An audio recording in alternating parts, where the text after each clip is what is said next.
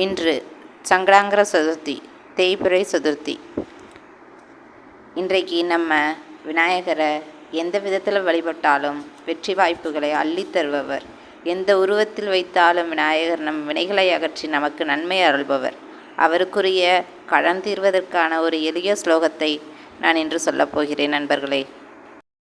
முக்தியின் பொருள் சொன்ன மூத்த கரிமுகவாய் காரணனே புகழ்பொருளே கடன்தீர் வீரதோரண கணபதியே தோன்றிடுக என் முன்னே தோரண திருமகள் அருளிருந்தும் திரவியங்கள் சேராமல் திருவிருந்தும் வாழ்வுதனில் ஒளி நின்று நிற்கின்றோம்.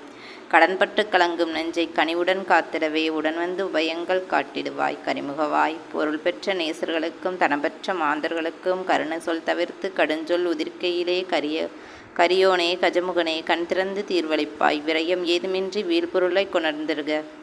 மாதுளை மாங்கனியும் கொவ்வை என ஐங்கனியும் காதினிலே செய்து சொல்லி செவ்வாய் மதி சதுர்த்தியிலும் சேரும் இரவி காலத்திலும் மலர் தூவி படைத்திட்டோம். தோரணனே செவ்வேலின் மூத்தவனே செவிசாய்ப்பாய் பூரணனின் மைந்தனாய் புவனமதில் தோன்றியவா தோரண வாயிலமர்ந்து துவள்வோரை காப்பவரே சக்தியின் மேகலையில் புக்தி தரும் புகழ்மகவே.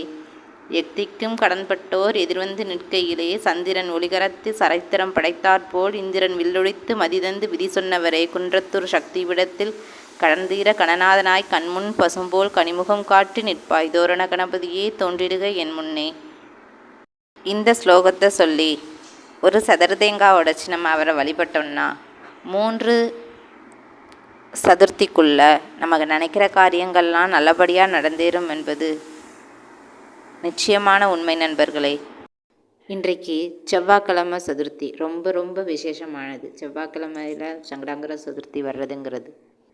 ஸோ அவரை வணங்கி நல்லருள் பெற்றுடுவோம் நண்பர்களே. இந்த வீடியோ உங்களுக்கு பிடிச்சிருந்ததுன்னா லைக் பண்ணுங்கள், ஷேர் பண்ணுங்கள், சப்ஸ்கிரைப் பண்ணுங்கள். பாய் பாய் ஃப்ரம் சக்தி சிவா.